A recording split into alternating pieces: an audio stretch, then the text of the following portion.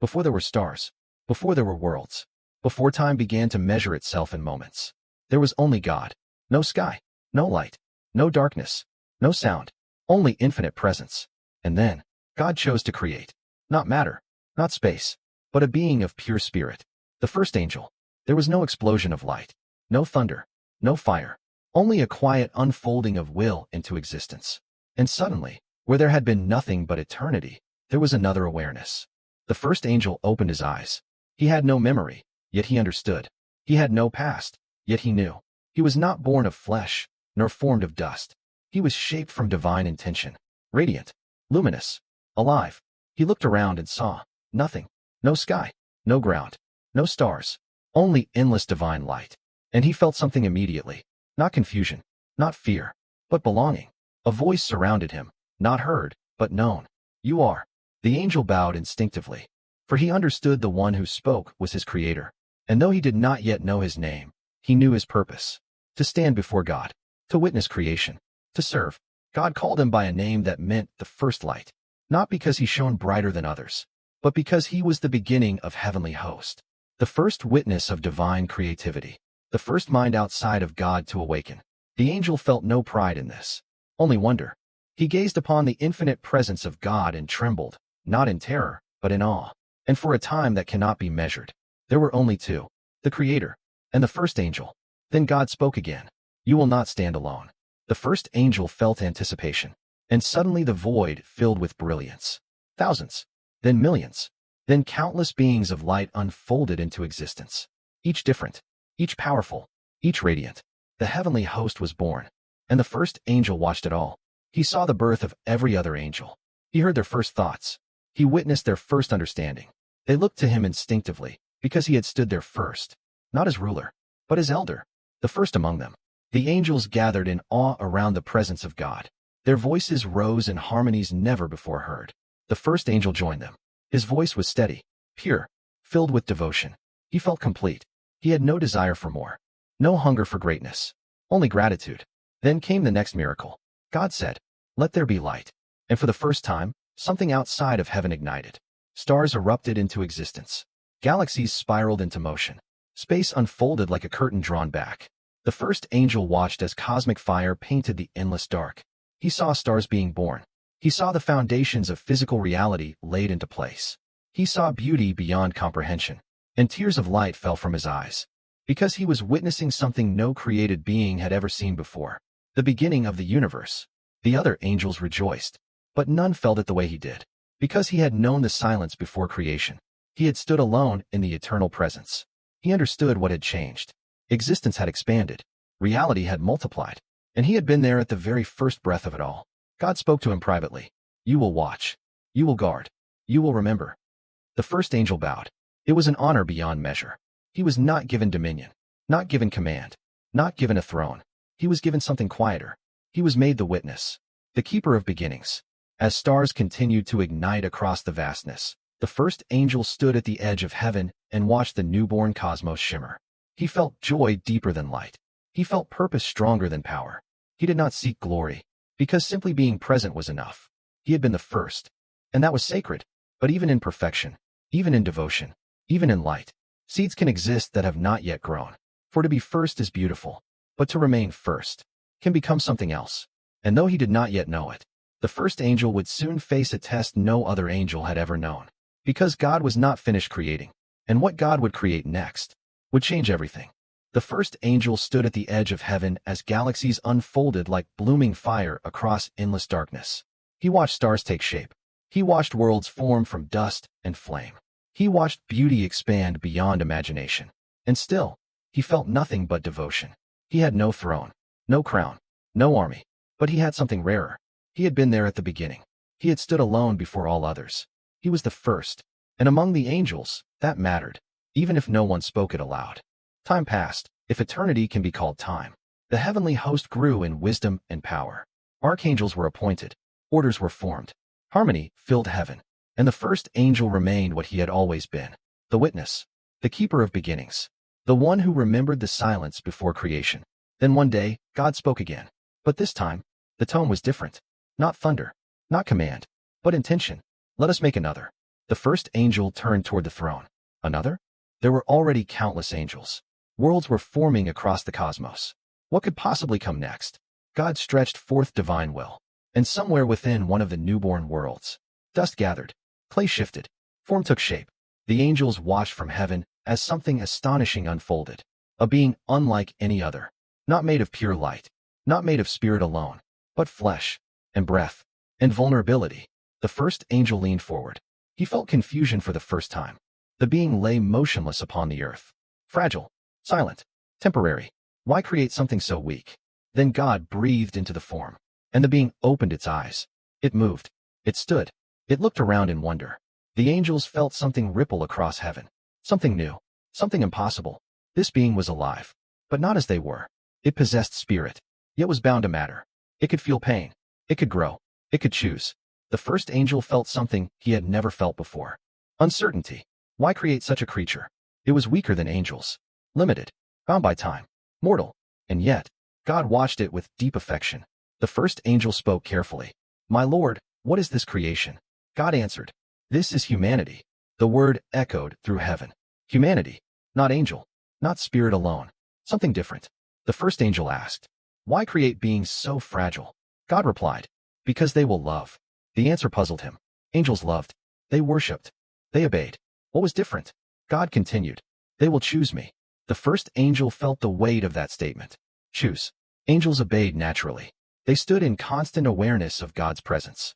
Humanity would not. They would walk in shadow. They would doubt. They would question.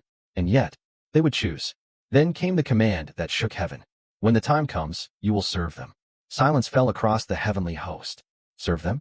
The first angel felt something stir inside him. He had served God from the beginning. He had watched creation unfold. He had stood first among angels. And now, he was to serve beings made of dust. The other angels murmured quietly. Not rebellion, but shock. The first angel remained still. He did not speak immediately. But inside him, something unfamiliar grew. A question, not of defiance, but of fairness. Why create something lesser? And elevate it? Why grant fragile beings such importance? God spoke again. They are made in my image. The first angel trembled. Angels reflected divine light. But image? Image implied likeness. Intimacy. Inheritance. Something deeper than service. The first angel bowed. He obeyed. He always had. But obedience no longer felt simple. A seed had been planted. Small. Invisible. But real. The first comparison had entered his mind. He had been the first created. The first witness. The first servant. Yet humanity would be loved in a way angels were not. Later, he stood alone at the edge of heaven again. Below, he saw the first human walking in a garden. Laughing. Learning. Touching creation with curiosity. God walked beside him. Not as distant glory, but near. Personal. Present. The first angel felt something tighten within him. He had known God's greatness, but never his closeness like this. A quiet thought whispered in his mind. Why them? It was not anger. Not yet. Only confusion. But confusion, if not answered, becomes something else. The first angel looked down at humanity once more. Fragile. Temporary. Small. And yet, favored. He felt devotion still. But it now carried weight. Comparison had begun. And once comparison exists, peace becomes harder to keep. Above him, heaven remained radiant. Below him, humanity lived unaware of the watching eyes. And within him, the first crack had formed. Small. Hairline. But irreversible. Because the first angel had just discovered something new. It is easy to serve when you are first. It is harder to serve when you are no longer the most important. The first angel had never struggled before. From the moment of his creation, his purpose had been clear. He had stood before God when nothing else existed. He had witnessed the birth of angels, the ignition of stars, the shaping of worlds. He had never envied, never doubted, never compared, until now. From the heights of heaven, he watched humanity. The first humans walked through a garden untouched by decay. They laughed. They explored. They spoke with God as though speaking to a father. And that was what unsettled him most. God walked with them. Not as overwhelming glory. Not as distant radiance. But near. Personal. The first angel had known awe. Humanity knew intimacy. He tried to silence the thought. They are weaker. They are temporary. They are dust. And yet, God's attention lingered on them in ways it never had upon angels. The first angel had stood in divine light since the beginning. But he had never been called son. One day, he approached the throne again. Not boldly, not rebelliously, but searching. My Lord, he said carefully, why give them such closeness? God answered without hesitation, because they must choose it. The angel did not fully understand. Do we not choose you? God replied, you were created in my presence. They will find me in my absence. The words settled heavily within him. To love without seeing. To believe without standing in glory. It was something angels had never needed to do. The first angel bowed and withdrew. He remained obedient. But obedience now felt heavier. Because for the first time, he felt replaced. Not in rank, not in power, but in affection. As centuries passed on earth, though time flowed differently in heaven, humanity multiplied. They built, they learned, they stumbled, they erred. And still, God watched them with unwavering attention. The first angel began to notice something else. When humans fell into wrongdoing, God did not destroy them immediately. He corrected them. He guided them. He forgave them. Forgiveness. It was something angels had never needed. They existed in clarity, in certainty. Humanity existed in struggle. And yet they were given mercy. The first angel felt something he did not want to name. It was not hatred. Not yet. It was not pride. Not fully. It was something quieter. Resentment. One evening in heaven, another angel approached him. You have been silent, the younger angel said. The first angel replied calmly. I am thinking. About humanity? He did not answer immediately. They are favored. The younger angel tilted his head. They are fragile. Yes. Then why concern yourself? The first angel looked down at earth once more. Because they matter. And in that moment, he realized what troubled him most. They mattered more than he expected. He remembered the beginning. The silence before all things. The moment when it was only him and God. He had once been the sole witness. The sole companion in eternity. Now, creation was filled with beings who shared a relationship with God that felt different. Closer. Tender. And something within him whispered. You were first. You should remain first. That whisper grew stronger over time. Not loud, but persistent. He began to question his own role. Was he still the keeper of beginnings? Or had humanity become the true beginning of something greater? One day, he witnessed something that shook him deeply. A human knelt in sorrow after wrongdoing. The human cried out in regret. And God answered with compassion. The first angel had never seen such mercy. Angels stood in obedience. Humans stood in weakness and were embraced. It felt unjust. It felt unequal. The first angel returned to the throne once more. This time his voice carried weight. Why give them such grace? God answered gently. Because they need it. And we do not. You were not created to fall. The first angel froze. Not created to fall. But humanity had been given the ability to rise again. That night, if heaven can have night, he stood alone.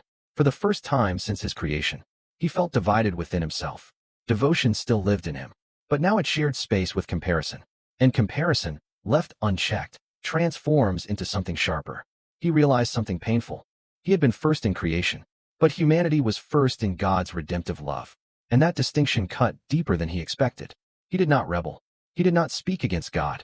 He did not gather followers. But inside him, something shifted. His devotion became guarded. His obedience became calculated. And where there had once been pure gratitude, there was now pride trying to defend itself. Because being first had defined him. And now, he was unsure what defined him at all. Far below, humanity continued unaware. Far above, heaven remained radiant. But within the first angel, the quiet battle had begun. And sometimes, the most dangerous wars are not fought with swords. They are fought within the heart. The first angel had sensed it coming. Not clearly, not with certainty, but something in the garden below had begun to change. Humanity had been given freedom. Freedom to love. Freedom to obey. Freedom to choose. And freedom, the first angel now understood, carried risk. From heaven's height, he watched the garden. It was still beautiful, still untouched by death, still filled with innocence. But innocence is fragile when tested. He saw the moment unfold. A whisper, a doubt, a question planted into a human mind. Did God really say? The first angel felt tension ripple through heaven. Because this was new, angels did not doubt God's voice. But humanity could. He watched as the first human reached, touched what had been forbidden, chose self over obedience. And in that instant, something invisible shattered, not just in the garden, but across creation itself. Light dimmed slightly, harmony fractured, and the first angel felt it like a wound. Humanity had fallen. He expected judgment, immediate destruction, swift correction. But that is not what happened. God came into the garden, not with fire, not with annihilation, but with sorrow. The first angel watched as humanity hid, ashamed, afraid. And when God spoke, it was not with fury, but grief. The first angel felt confusion turn into something sharper. They disobeyed. They broke trust. They introduced corruption into perfection. And yet, they still lived. Then came something even more shocking.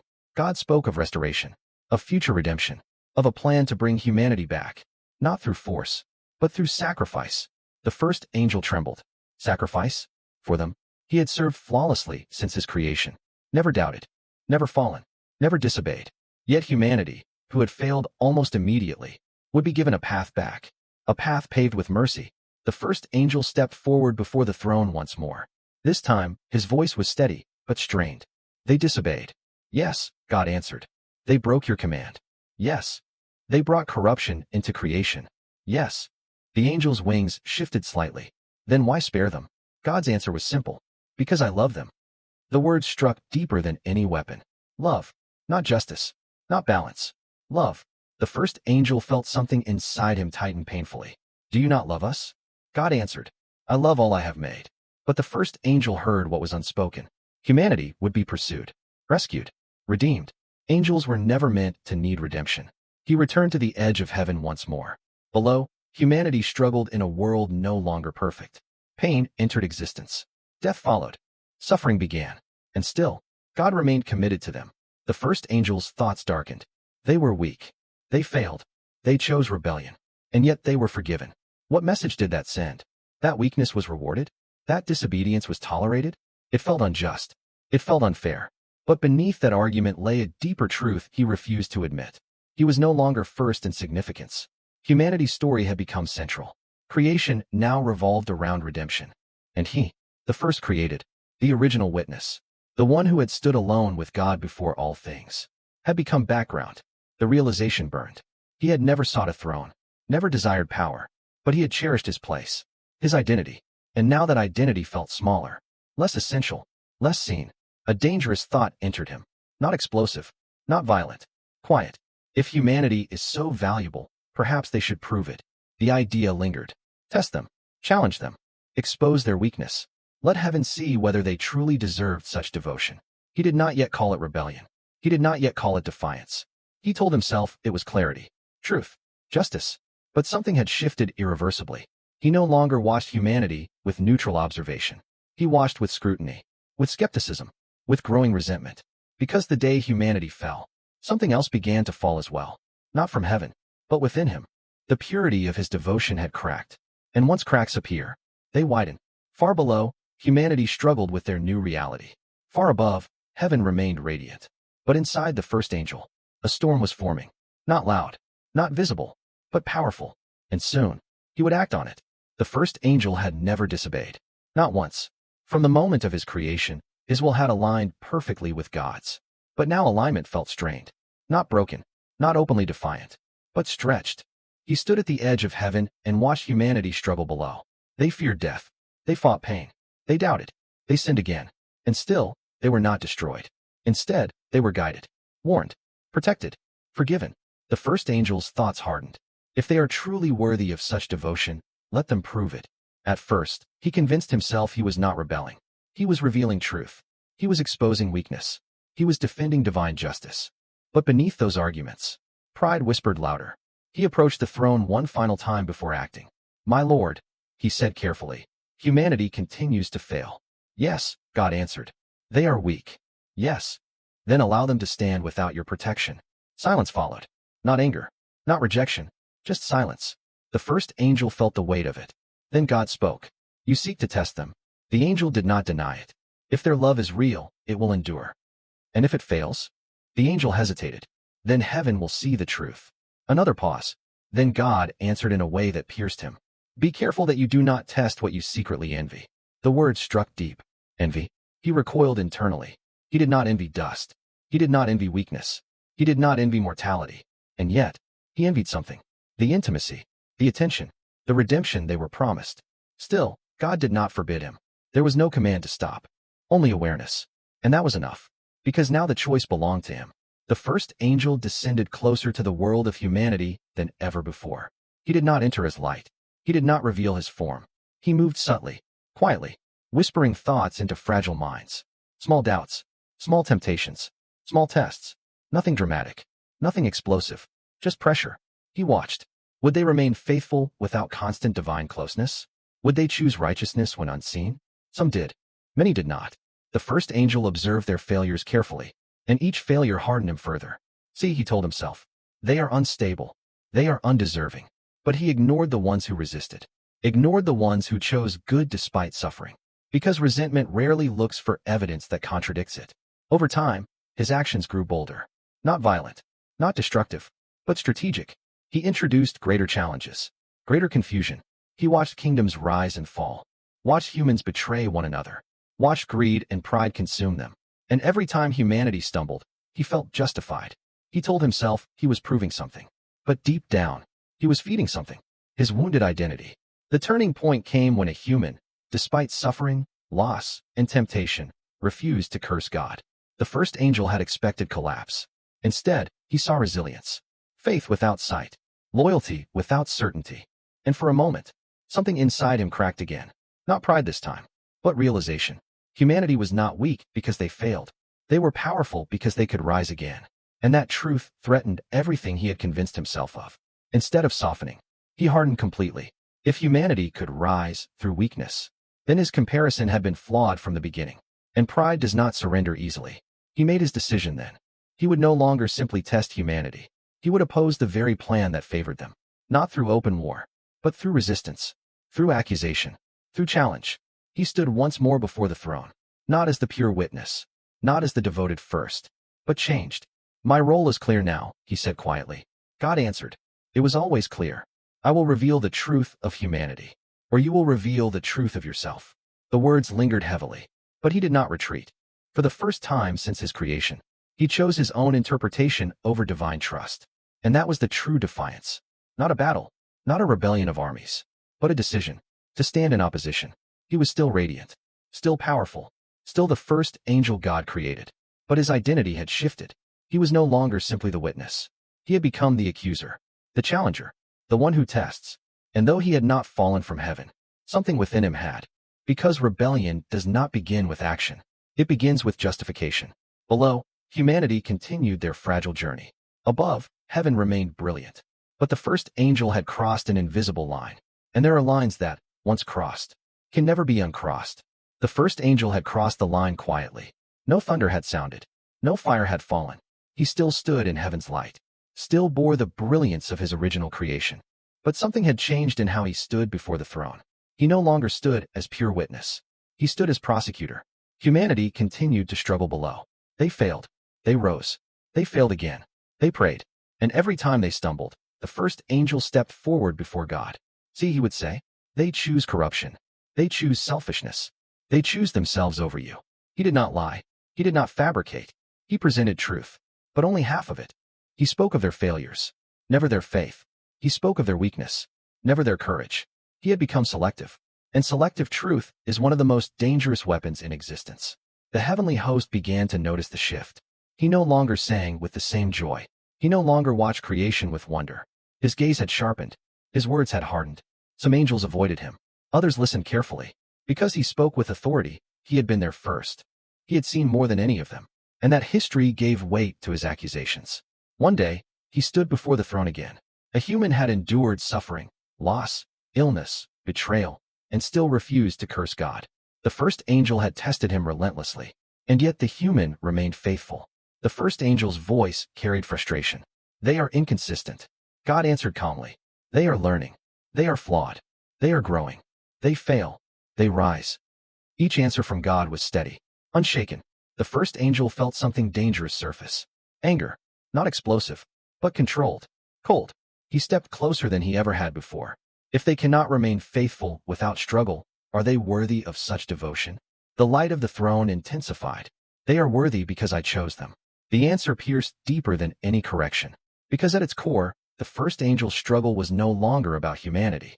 It was about choice. God had chosen them, and he had not been chosen in the same way. For the first time in eternity, the first angel's voice rose. Then why create me first? Silence. Not absence, but gravity. God answered. You were created to witness love, not compete with it. The words struck him with clarity. Everything inside him paused. Witness love, not compete. And suddenly he understood his error completely. He had mistaken order for status. He had mistaken first for greatest. He had mistaken proximity for preference. But pride does not retreat easily once exposed. Instead of humbling himself, He doubled down. If they are to be proven worthy, I will continue to test them. God's response was calm. You already are. The meaning hung heavy. He was being revealed by his own actions. The confrontation echoed across heaven. The angels felt the tension ripple outward. This was no longer quiet resentment. It was open opposition, not of God's power, but of God's plan.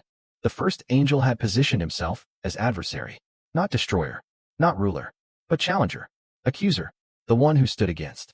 And in that moment, something in his radiance shifted, not extinguished, not yet, but altered. His light was no longer warm.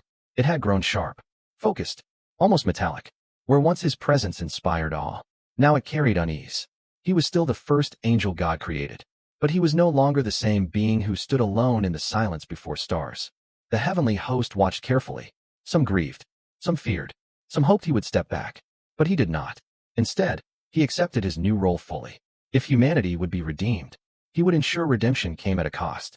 If humanity would be loved, he would expose every reason they should not be. He convinced himself he was defending justice. But in truth, he was defending wounded pride. And though he had not been cast down, though no war had erupted, though heaven still held him within its light, he had already fallen inwardly. Because rebellion is not always a dramatic collapse. Sometimes it is a posture, a stance, a refusal to surrender comparison. The first angel lifted his gaze one final time toward earth. Humanity continued their fragile path, unaware of the unseen conflict above. And he whispered quietly, then let the testing continue. Not with fury, not with chaos, but with relentless opposition. And heaven understood something that day. The first angel had become something new. Not fallen, not destroyed, but transformed. He was no longer simply the first. He had become the adversary. The first angel stood in heaven still. He had not been cast out. No abyss had opened beneath him. No thunder had shattered the sky. He remained where he had always been. Radiant, powerful, eternal. And yet, he was no longer what he had been. The heavenly host moved carefully around him now. They did not reject him. They did not attack him. But they felt the tension he carried. He had become the one who questioned, the one who tested, the one who stood opposite. And though he claimed it was for justice, it had become something else. Humanity's story continued below. They failed. They repented. They hoped. They struggled. And through centuries, something remarkable unfolded. The promise God had spoken long ago began to take shape. Redemption was coming. Not as a concept, not as an idea, but as a person. The first angel watched closely. He sensed the shift in history, the weight of it. God would enter creation himself, not as overwhelming light, but as human, fragile, mortal. The first angel felt something he had not felt since the beginning. Shock. The Creator would step into the dust. For them, he saw it happen. A child born into weakness. A life lived in humility. A path marked by suffering. And finally, a sacrifice. The first angel had expected power, expected judgment, expected divine force. Instead, he witnessed surrender. Love poured out through pain. Forgiveness offered through suffering. And something within him trembled. Because he understood something now. He had believed being first meant status, importance, position. But this act revealed a deeper truth. Being first did not mean being favored. It meant being foundational. He had been created first not to compete, but to understand. To witness love from the beginning to its ultimate expression. When the sacrifice was complete, when redemption was declared, he felt the full weight of his journey. Humanity had not been elevated to replace him. They had been loved because they needed rescue. Angels had never needed saving. And that was not lesser. It was different. He stood before the throne once more. Not accusing, not defending, simply standing. For the first time in ages, his voice was quiet. I misunderstood. The words were not dramatic, but they were honest. God answered gently. You were never forgotten. The first angel felt something release inside him. The comparison that had poisoned him. The pride that had defined him. The need to remain central. All of it loosened. He understood at last. Being first was not about remaining first in importance. It was about witnessing the unfolding of divine love from its earliest moment. He had seen the silence before stars. He had seen angels born. He had seen humanity created. He had seen the fall. He had seen redemption. No other created being carried that complete perspective. That was his gift. That was his role. And in surrendering comparison, he found peace again. Not the innocence of the beginning, but a deeper humility. One forged through struggle, through doubt, through near rebellion. He was still the first angel God created. But now he was something more than the witness. He was the reminder. The one who understood what happens when pride competes with love. The one who learned that being first does not mean being greatest.